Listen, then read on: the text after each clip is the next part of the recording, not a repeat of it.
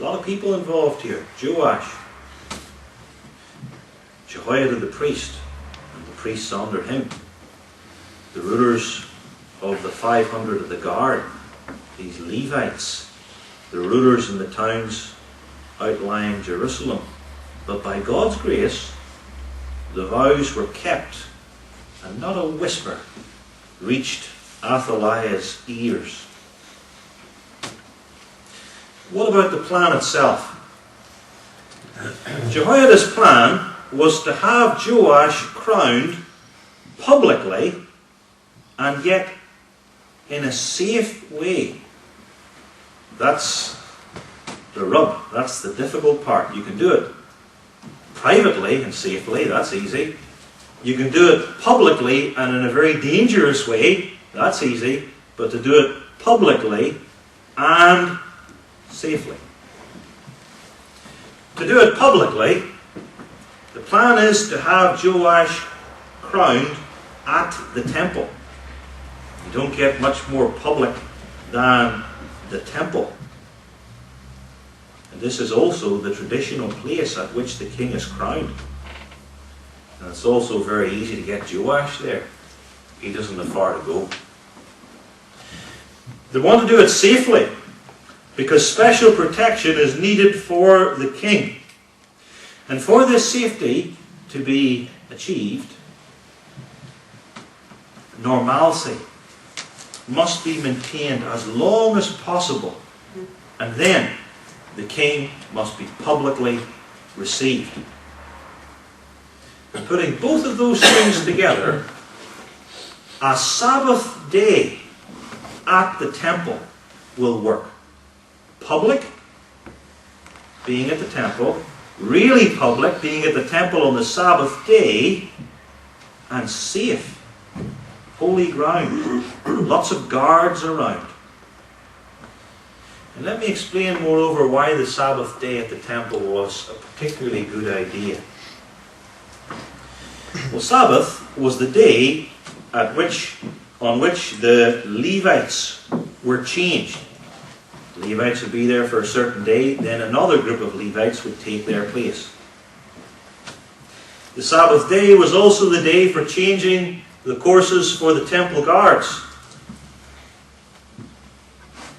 And on this Sabbath, the plan was that the old courses of the Levites and the temple guards, instead of going home when they were replaced, would stay on.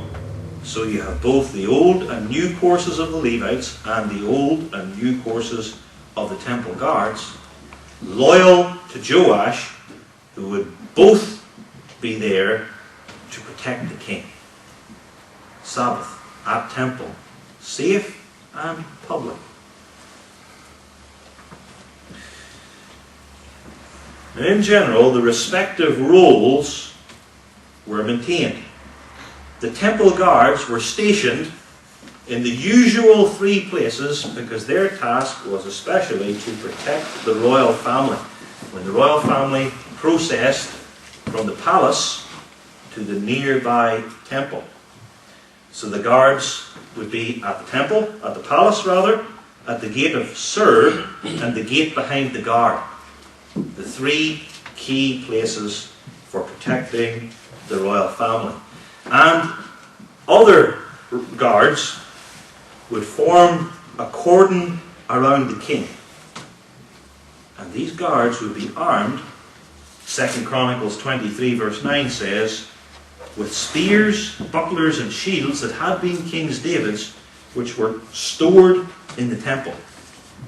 So we have the men, double the usual number, in the key places, so as not to arouse suspicion, the normal places, and forming a cordon around the king, and well armed. And you will know that the book of Chronicles, when it deals with the kings of Judah, there's a similar account in 2 Kings. And 2 Kings, as you would expect, if you know the difference in the idea of kings, 2 Kings emphasizes the role of the temple guard, whereas Chronicles emphasizes the Levites. because that's the particular angle of Chronicles. The priests, the Levites, the law, sacrifices. It's particularly interested in. So the temple guards, they're doing their bit. The Levites, their job, as you would expect, is closer to the temple doorways. We can't have the temple being desecrated with common people coming inside the building. That's not allowed at any time. We can't either have unclean people coming into the courts. A clean person can come into the courts, but an unclean person can't come into the courts. So we need the Levites, the doorkeepers. This was important because though this day, this Sabbath, is extraordinary and unusual because Joash is going to be crowned as king, still the holiness of God's temple must be maintained. So these Levites would keep people out. And then if hostile folk got past the Levites, then the cordon of the armed guard surrounding the king would protect Joash. The plan was a good one, and it was executed perfectly.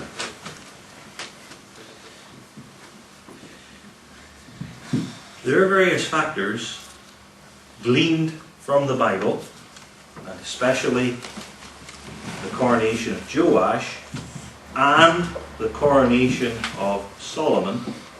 There are various factors involved in the crowning of a king.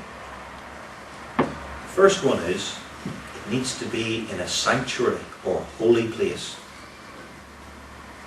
The temple grounds, in the court. Verse 13 refers to a pillar. It is particularly in the temple grounds by this pillar, the traditional place. Then the king is brought out and revealed to the people to their shock and joy. And there he stood. We thought, now the people say, as well as the leaders a few days before, we thought it was finished. The seed of David gone into the sand. It was finished. But there he is before our eyes. The covenant promise is maintained. On holy ground at the temple. Secondly, if you're going to have a coronation, you need a crown. They put the crown on the head of the 7-year-old boy. Verse 11 says, this is the first piece of royal insignia, presumably placed upon his head, if it wasn't too heavy, was the very crown, or too large, on David or Solomon's head and the first 6 kings of Judah. Or maybe, if it was too heavy or too large, they made a little replica that would suit him on that day. The crown, of course, was a symbol of royal power and glory.